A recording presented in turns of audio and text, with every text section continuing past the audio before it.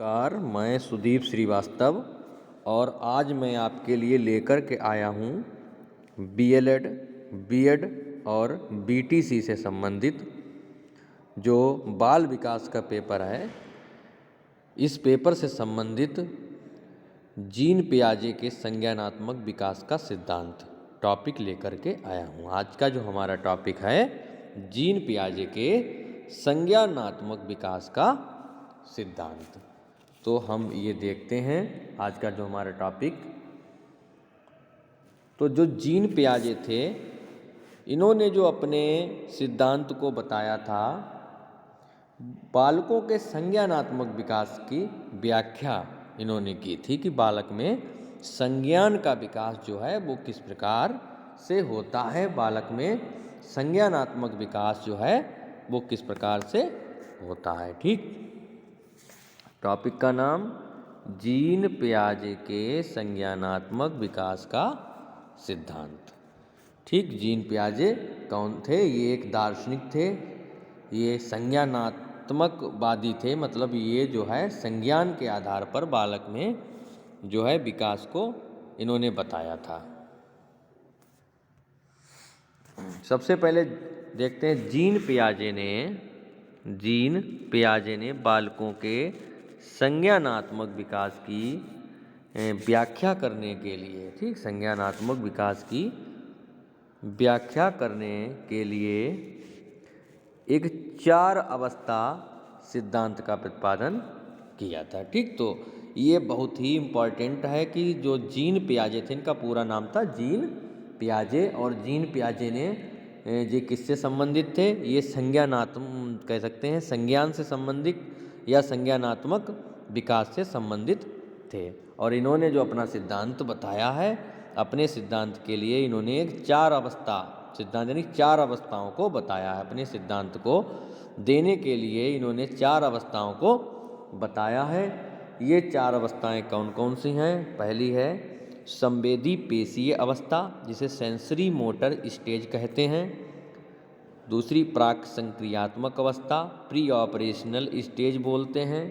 तीसरी है ठोस संक्रिया की अवस्था या कंक्रीट ऑपरेशनल स्टेज बोलते हैं। औपचारिक संक्रिया की अवस्था, फॉर्मल ऑपरेशनल स्टेज बोलते हैं। तो ये जो है 4 अवस्थाएं जीन पियाजे ने बताई हैं।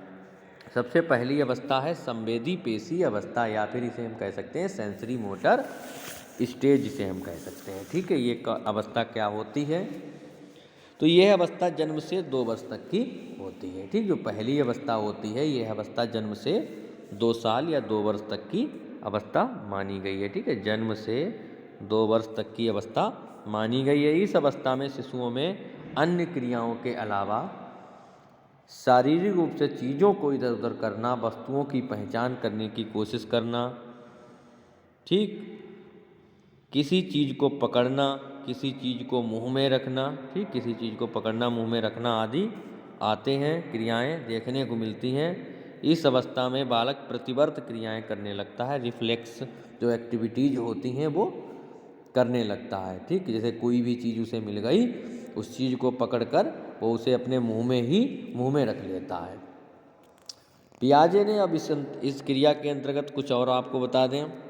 जो पियाजे थे, पियाजे ने यह बताया कि इस अवस्था में शिशुओं का जो बौद्धिक विकास होता है, जीन पियाजे ने यह बताया कि इस अवस्था में शिशुओं का बौद्धिक विकास या फिर संज्ञानात्मक विकास जो होता है वो 6 उप अवस्थाओं से मिलकर के या होकर गुजरता है। ठीक, तो पहली अवस्था प्रतिवर्त क्रियाओं की अवस्था, पहली अवस्था है प्रतिवर्त क्रियाओं की अवस्था। यह अवस्था जन्म से 30 दिन तक की होती है। ठीक, जन्म से 30 दिन तक की होती है।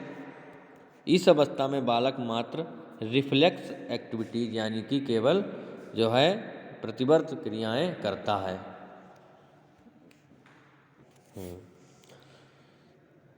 ठीक, तो इसमें क्या होता है? पहली अवस्था जो है प्रतिवर्त क्रियाओं की अवस्था, ये जन्म से 30 दिन तक की अवस्था होती है। इसमें बालक मात्र प्रतिवर्त क्रियाएं करते हैं। इसमें सकिंग रिफ्लेक्स जो होता है सबसे प्रबल होता है। सकिंग रिफ्लेक्स जो होता है वो सबसे प्रबल होता है। ठीक,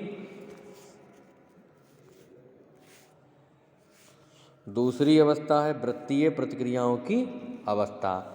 यह जो अवस्था होती है 1 महीने से लेकर 4 महीने तक की होती है। कितनी होती है? 1 महीने से लेकर 4 महीने तक की होती है। इस अवस्था में शिशुओं की प्रतिवर्त क्रियाएं उनकी अनुभूतियों द्वारा जो है कुछ हद तक परिवर्तित हो जाती हैं। ठीक, परिवर्तित हो जाती हैं, जैसे कि दोहराई जाती हैं, एक दूसरे के साथ उनकी कह सकते हैं समन्वित हो जाती हैं। ठीक, गौण वृत्तीय प्रतिक्रियाओं की अवस्था तीसरी जो है गौण वृत्तीय प्रतिक्रियाओं की अवस्था होती है। ये अवस्था 4 से 8 महीने तक की होती है। इस अवस्था में बालक जो होता है वस्तुओं को उलटने पुलटने लगता है। ठीक, इस अवस्था में बालक जो है वस्तुओं को उलटने पुलटने लगता है। चौथी है गौण स्कीमेटा समन्वय की अवस्था। यह अवस्था 8 महीने से 12 महीने तक की होती है। ठीक, 8 महीने से 12 महीने की होती है। इसके बाद जो है तृतीय वृत्तीय प्रतिक्रियाओं की अवस्था। यह अवस्था 12 महीने से 18 महीने तक की होती है। इस अवस्था में बालक वस्तुओं के गुणों को प्रयास और त्रुटि विधि से सीखने की कोशिश कर लेता है। अगला है छठी जो अवस्था है मतलब मानसिक सहयोग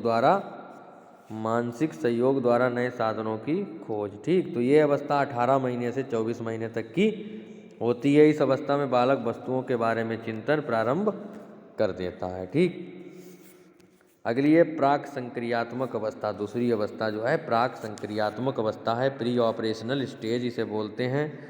यह अवस्था 2 वर्ष से लेकर के 7 वर्ष तक की अवस्था होती है। इस अवस्था को पियाजे ने 2 भागों में बांटा है। पहली है प्राक संप्रत्यात्मक अवधि, प्री कॉन्सेप्चुअल पीरियड। यह पीरियड 2 से 4 वर्ष तक का होता है। दूसरी है अंतर्दर्शी अवधि।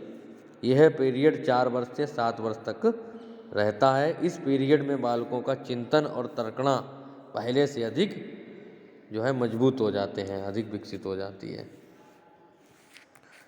फिर है ठोस संक्रिया अवस्था। तीसरी जो अवस्था है वो ठोस संक्रिया अवस्था होती है। ठीक, ठोस संक्रिया अवस्था होती है। यह अवस्था जो होती है 7 साल से प्रारंभ होकर के 12 साल तक चलती है। ठीक, अवस्था जो होती है 7 साल से 12 साल तक की होती है। ये अवस्था 7 वर्ष से 12 वर्ष तक की होती है। इस अवस्था की विशेषता ये है कि बालक ठोस वस्तुओं के आधार पर आसानी से मानसिक संक्रियाएं कर लेता है, ठीक कर लेता है और समस्या के समाधान तक पहुंच जाता है। परंतु जो है यदि उन वस्तुओं को ना देकर उनके बारे में शाब्दिक कथन अगर हम बताते हैं, यदि समस्या उपस्थित की जाए तो ऐसी जो है समस्याओं पर मानसिक संक्रियाएं कर किसी निष्कर्ष पर पहुंचने में वे असमर्थ रहते हैं। अगर हम इसमें क्या है कोई ठोस चीज़ उन्हें दे दी जाए तब तो वे संक्रियाएं कर लेते हैं, लेकिन अगर हम उनको ठोस संक्रियाएं ना देकर शाब्दिक कथन दें तो उस समस्या तक वो समस्या दे करके निष्कर्ष पर नहीं पहुंच पाते हैं। मान लीजिए उन्हें हमने जो है मान लीजिए यदि 3 वस्तुएं मान लिया ए बी और सी 3 वस्तुएं दी और उन्हें देख करके वे आसानी से कह देंगे बच्चे ए बी से बड़ा है और बी सी से जो है छोटा है, ए बी से बड़ा है और बी सी से, ठीक, अतः सबसे बड़ा क्या हुआ? ए हुआ। ठीक,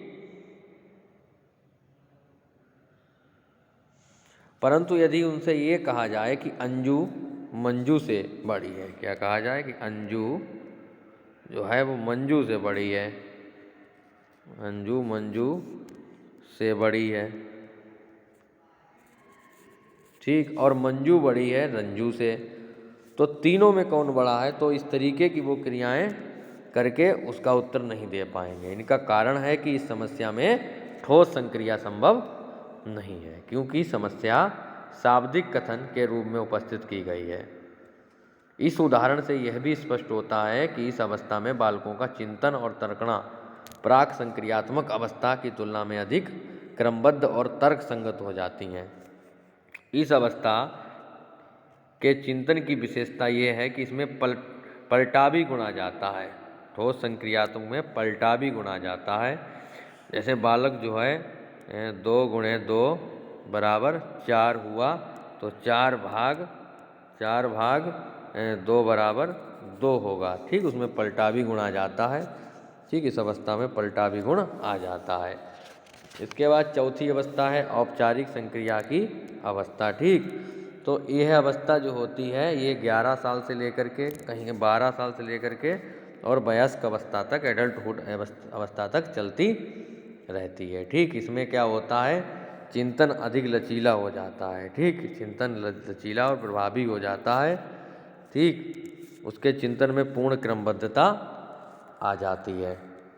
अब वे किसी समस्या का समाधान काल्पनिक रूप से सोच कर और चिंतन करके करने में सक्षम होते हैं। बालक जो होते हैं इस अवस्था में किसी भी समस्या का समाधान सोच विचार कर सकते हैं। इस अवस्था में समस्या के समाधान के लिए समस्या के एकांशों को ठोस रूप से ठीक उनके सामने उपस्थित होना अनिवार्य नहीं है।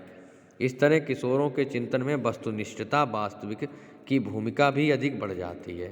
दूसरे शब्दों में बालकों में विकेंद्रण जो है पूर्ण रूप से विकसित हो जाता है। ठीक, तो ये अवस्था जो होती है औपचारिक संक्रिया की अवस्था कहलाती है। ठीक, तो आज हमने जो है क्या सीखा, आज हमने जीन पियाजे के बारे में सीखा। जीन पियाजे का सिद्धांत आज हम लोगों ने पढ़ा और ये आपके बीएड में बहुत ही महत्वपूर्ण है। बीएड में हर साल पहली साल जो पहला पेपर है उसमें हर साल पूछा जाता है। बीएलएड का भी प्रथम वर्ष का जो पेपर है बाल विकास उसमें पूछा जाता है। डीएलएड का भी जो बाल विकास सीखने की प्रक्रिया पेपर है उसमें भी ये पूछा जाता है। तो आपके शिक्षा शास्त्र से संबंधित ये बहुत ही महत्वपूर्ण टॉपिक है। उम्मीद है कि ये टॉपिक आपने समझ लिया होगा और आप सभी लोगों से फिर एक बार मेरा यही जो है कहना है, हालांकि कहने की ज़रूरत नहीं है फिर भी कहना पड़ता है कि आप जो है चैनल को सब्सक्राइब कर लें और इसको ज़्यादा से ज़्यादा शेयर करें कि ये जो है ज़्यादा से ज़्यादा लोगों तक हमारा टॉपिक पहुंच सके और सभी को इसका बेनिफिट मिल सके। तब तक के लिए ठीक है, जय हिंद, नमस्कार।